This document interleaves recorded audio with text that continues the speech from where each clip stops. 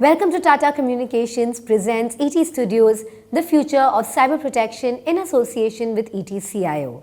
It's no secret that cybersecurity has become one of the biggest boardroom priorities today, and not just for IT teams, but for entire organizations. Worldwide cybercrime costs are estimated to hit $10.5 trillion annually by 2025, emphasizing the need for enhanced cybersecurity measures. As businesses become increasingly digital, cyber threats are evolving just as fast, if not faster. The rise of IoT, AI-driven attacks, and expanding cloud ecosystems means security can no longer be an afterthought. It has to be built-in, proactive, and intelligent. This brings us to today's discussion, the future of cyber protection.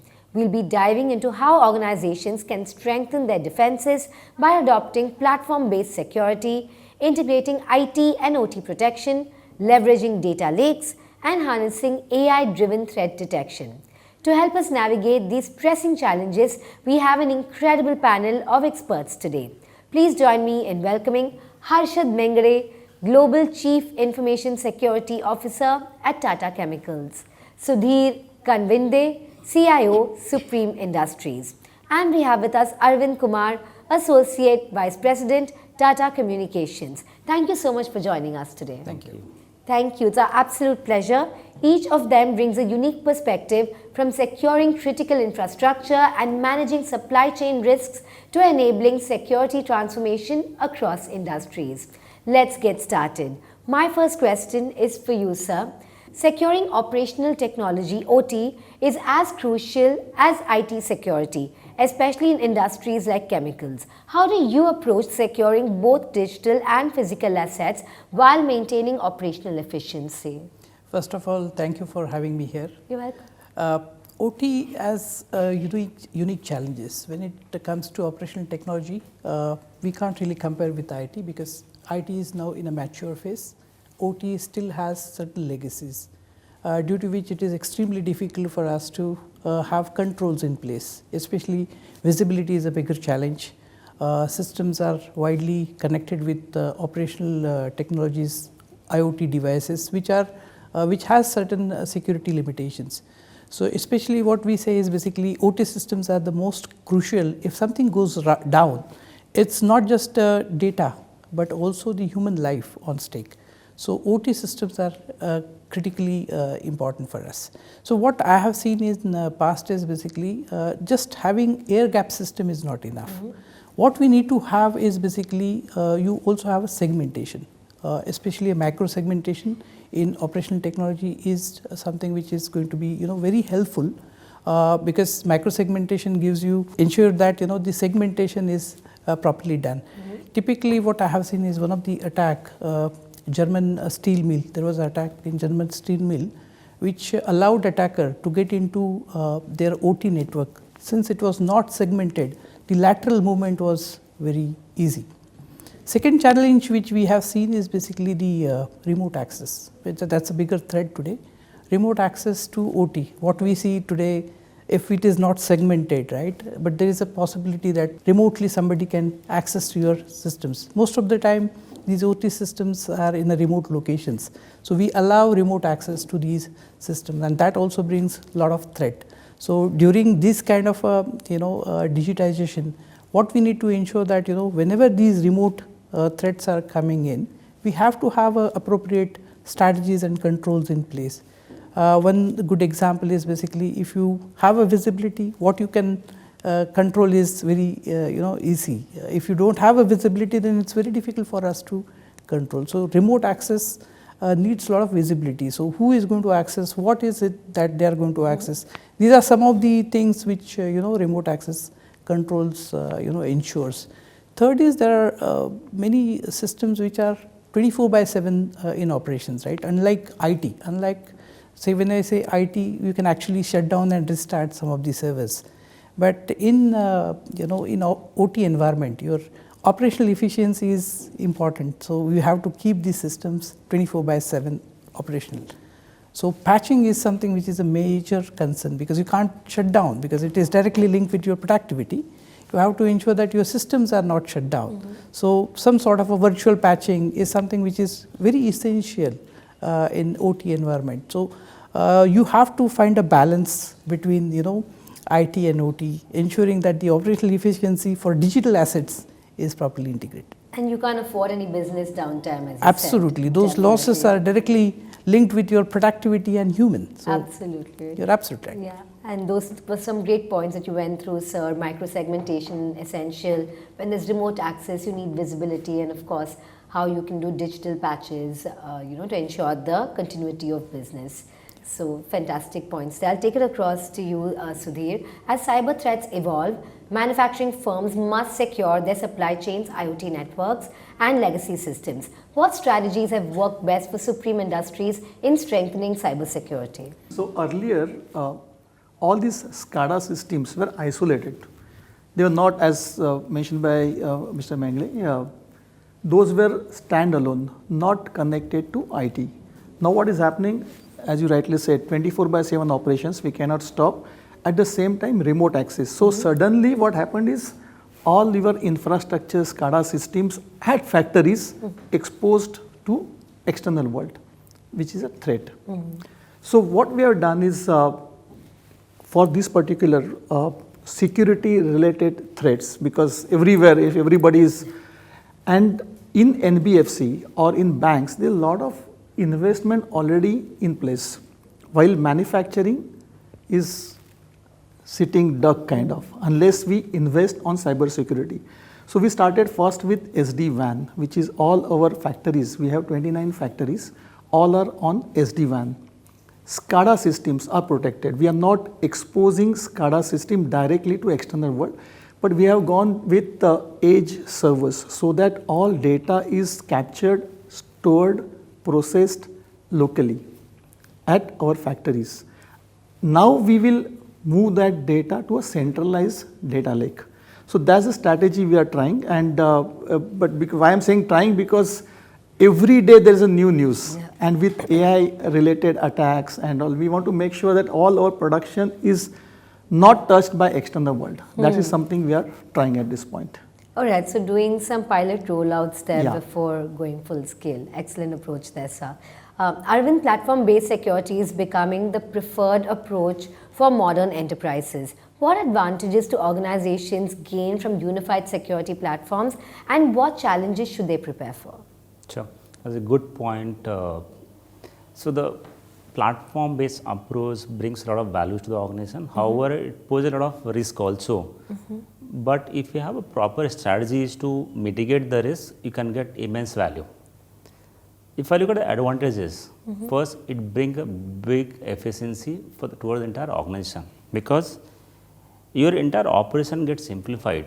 Rather than having 10 different controls, you're trying to get all the controls in one platform.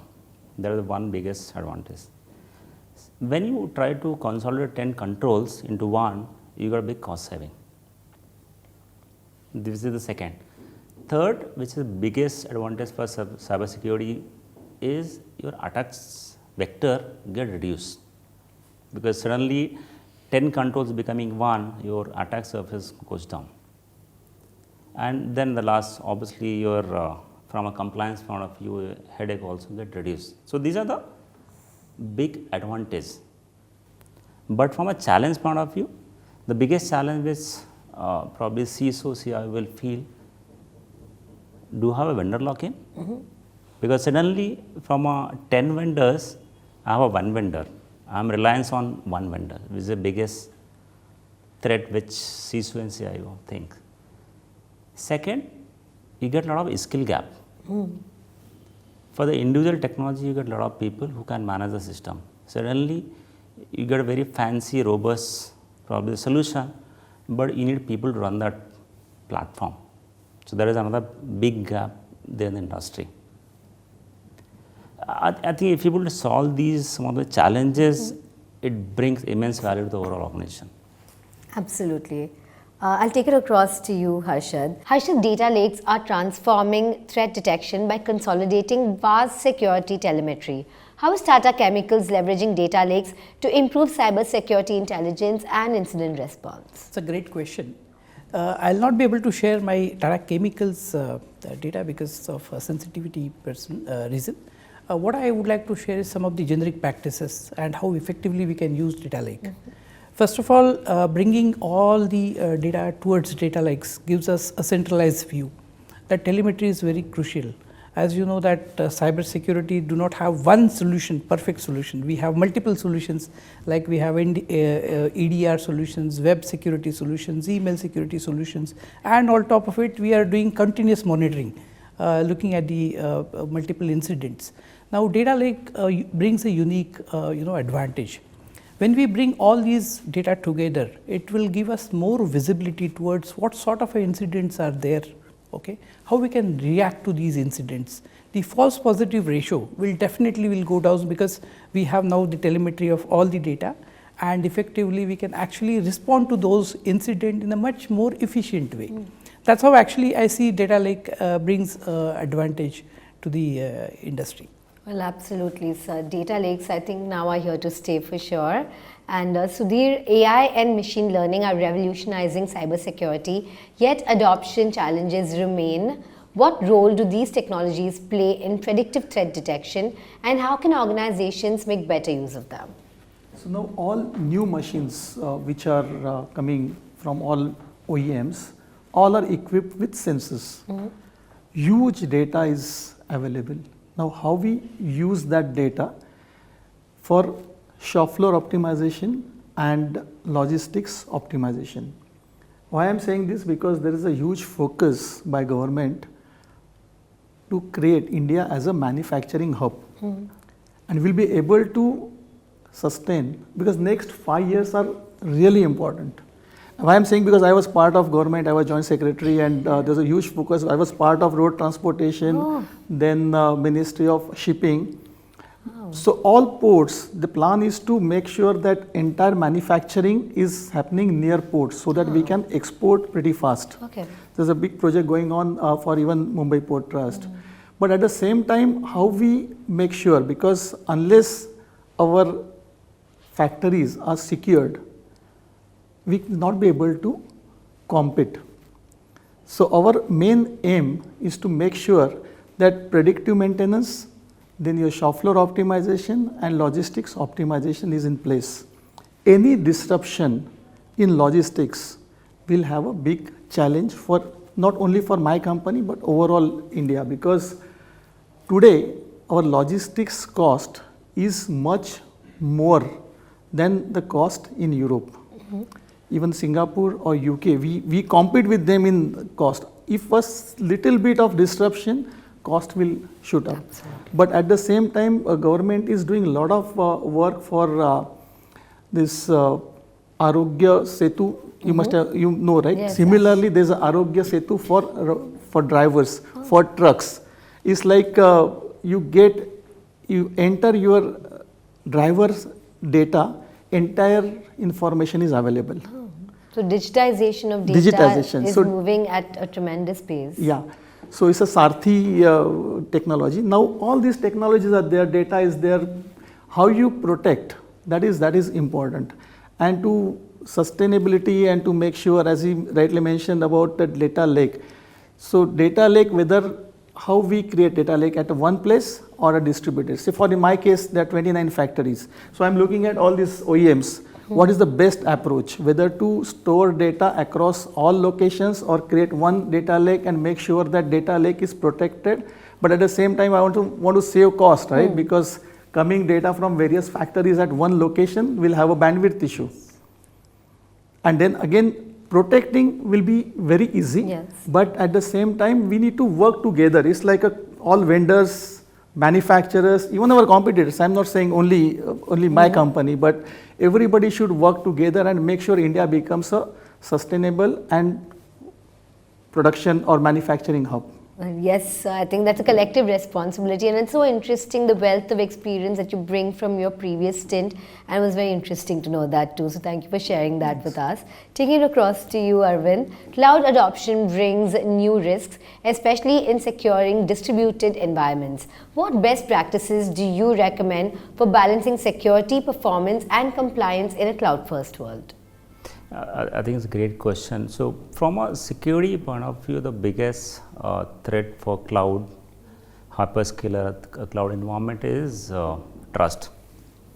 The first thing you should be very clear about zero trust. You should not trust any individual, any device which is getting connected with your cloud infrastructure. This is the first thing you should keep in mind. Second thing which you should keep in mind is what kind of encryption you are applying on the data which you are using in the cloud environment, which is very critical. Third point is you have to build how we are going to protect the identity of the identity information. You are going to apply any RBAC controls, you are going to apply MFA controls. These are some of the compensating controls which should implement on the cloud infrastructure, so that it's difficult for hackers to navigate within the system. And the last, which is very critical, is how you monitor the entire ecosystem using a MDR framework. If you follow some of these simple steps from a security point of view, you are taken care. From a performance point of view, I think Harshad and Sudhir probably echo is scalability, one of the biggest thing, and people now look at how they're going to optimize the entire cloud uses, which is one of the big parameters for performance, which obviously look at all other parameters. I think this is biggest one. From a audit, from a compliance point of view, which is one of the biggest challenge in the cloud, is you should know your local law. If I am from a BFSI domain or I am from manufacturing, what are the local laws which applies to my domain, and then you go and apply the controls for that infrastructure. For example, if you are following RBI guidelines, you should implement all the RBI guidelines. If you follow, I think, these basic steps, if you take care of the hygiene of the infrastructure for the cloud environment, I think I would say 95%, 99% you are secure. Okay. There is nothing called 100% security. So you've simplified this checklist in a very complex cloud environment indeed. My next question is to you, Sudhir. Third-party vendors are often the weakest link in cybersecurity. What steps do you take to ensure vendors and suppliers adhere to strong security standards? So, weakest link is third-party vendor as well as employees. Okay. Because any email sent from outside, because all those emails we can block all domains coming, with AI we can find out, but at the same time AI, Gen AI, they are creating email IDs, almost thousands of email IDs per minute, and then they are punching or they are bombarding on your, so any user clicks, that's a major challenge. The weakest link. Now vendor, so contracts, whenever we have this new vendor, if multiple vendor and multiple, because assets what are in your system, your factory or whichever, in NBFC bank, assets one should know properly how many assets are there which we need to protect. Many times what happens is there's one server located at some factory which is with the older version maintained by some third-party vendor. Third-party vendor is also happy because he is supporting, he is getting money and everything is fine, but at the same time he is not upgrading that to a latest version. So that is a problem. So one single window contract with all vendors will have a better control, and that contract needs to be very simple. At the same time, if you want to exit, that also should be there.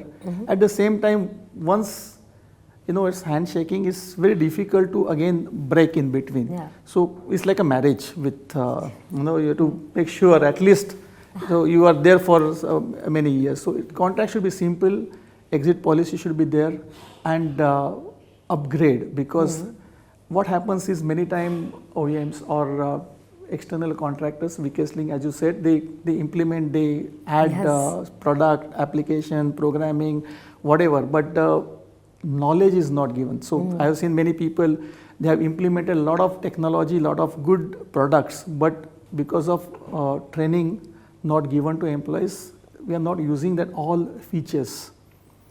So now all these security patches or security related products, there are a lot of features available, but are we using those features? The logs are getting created, AI is monitoring logs, and AI is also sending email.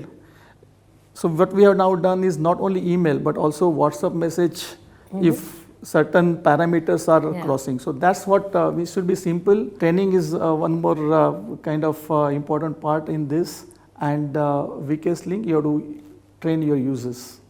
Absolutely, awareness, as we said, is so important to foster that security conscious culture. It's like a in an phantomization. You know, you have to work like a phantom. Because there are many products like honeypot products, because if there's attack, you give that honeypot and give assets.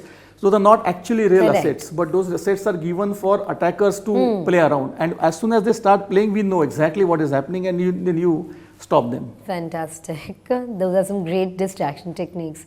I'll take the next one across to you, Harshad. Cybersecurity compliance is a growing challenge with frameworks like GDPR and industry-specific regulations. How can organizations maintain compliance while still enabling digital transformation? Yeah. So, see, business needs agility, and what we have seen is basically if you bring cybersecurity as as the main process. So, design, security by design. If you bring that as part of your design, right, in the inception phase, you can secure a lot of processes, and it will also help you to bring business agility. For example, if I have to bring some sort of a new process in the ecosystem, first of all, I should see that whether whatever checks we have, security checks which we have, whether they are compliant, right? So as soon as you say that these are the security checks, if I want to design a website, right? Correct. And when I design a website, definitely you need to look at the platform which we are going to use, who is going to develop, whether we have those contracts in place, what languages they will be doing, where this particular website will be hosted. Now these are certain checks which we do well in advance. Now once we do these checks, we call security by design, you can actually reduce the time when it comes to production or pre-production. There is a vulnerability assessment we need to do. We have to do vulnerability, penetration testing, drills, right? So all that will reduce, significant time, and that's how actually we can, support business in agility. That's one. Second, when we talk about compliances, see, regulatory compliance are equally important. At the same time, we need to ensure that these compliances are regularly checked. For example, continuous assessment, your red teamings, your assessment in terms of a business risk assessment, your business impact assessment, all these are very essential part of it. Now when you are doing this, you need to ensure that business is with you. So you have to bring business together. Sure. And once you bring business together, these initiatives will really supporting or supporting functions for them, and it helps them to do their business more securely. That's something which I thought may be helpful. Yeah, bringing the business in and staying proactive with security so that compliance becomes easier. That's at right. The end of the day. So what is happening is when we do audits, audit report comes and audit gives vulnerabilities. Where are there like problems? Which router or patch needs to be applied, not up to date patch. We have done one study recently, and from university, I'm part of Mumbai University. So attackers when they try to get information from any organization, they are trying to, for them administrator is very important, and his security administrator, his PC, his data, because they get entire your chart, what all vulnerabilities in those reports. So when we get from auditors any report, make sure that report is stored securely, because it's like a master key for them, and as soon as that master key is released, all your vulnerabilities are exposed. Yeah, so why I'm saying is, I'm in many conferences also I mention this, because this we need to protect, right? Absolutely, it's a great tip, sir, because all your vulnerabilities there in one place. Sitting duck there for all the attackers. Key to the great point. Yeah. Arvind, I'll take the last question across to you. Quantum computing is expected to change cybersecurity as we know it. Yes. How soon should enterprises start preparing for quantum safe encryption and other post-quantum security measures? The quantum computers are, as on today, is available for few of them, not for normal organization. However, from an attacker point of view, for them right now the policy which they are adopting is harvest now, decrypt later on. That means they are trying to collect the data which is encrypted from all the organization. They also know this, if not today, probably 5 years down the line, they will have a compute to decrypt the data. So, that is a policy they are applying right now. What kind of measures we can take? I think the measures are very simple.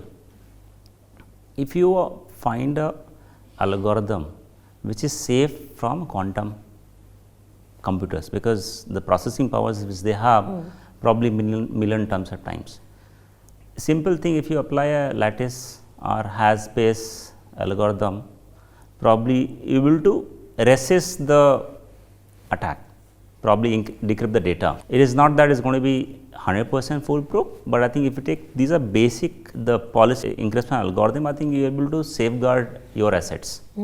These are very simple steps, because a lot of things need to come up on this domain, because this is very nascent stage at this moment. So I love how all our panelists have simplified it by way of steps, points and checklists that someone can easily take a look at to make operations easier for them. Thank you so much. And my last question is actually to all our panelists here today. If you had to name one emerging cybersecurity risk that organizations are overlooking, what would it be? I'll take it across to you first, Sudhir. Major threat today is because I think you already named one about the audit and the audit report that needs to be in a safe place. Yeah. Apart So from now that. another one is I have seen many companies whenever there is a board meeting or when they are going to declare results, state funded attacks. Those are really threat at this point.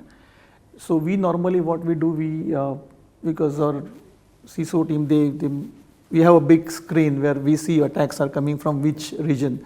May not be generated from that region. Sometimes what happens is they showcase that they are attacking from China, maybe somewhere else also. But if that attack, we stop that. And so state sponsored attacks are a big threat for every industry today. And at the same time, another one is ransomware. A lot of search, lot of discussion, but AI generated ransomware attacks are very, very difficult to, with the weakest link of employee, if somebody clicks on some link, download some patch, then they're entered in your system. So giving training to all employees, creating, email, false emails at least once a quarter, and if somebody clicks those links, give them award, bring them and then guide them, give them training. So that's kind of, so state transport attacks, state funded attacks and ransomware, those are the big threats at this point. I like how you phrased that, give them an award which is the training. That's very well put. So I'll take this to you. So I think AI is there, and I think now the attackers will start using AI as one of their models. They're always earliest adopters. Yeah, and I think going forward we can see a lot of AI based attacks, whether it is email getting generated or disinformation threat. Disinformation threat is where actually I inject something which is not correct data, okay, and I fool the system, and then the information about the organization can be spread across.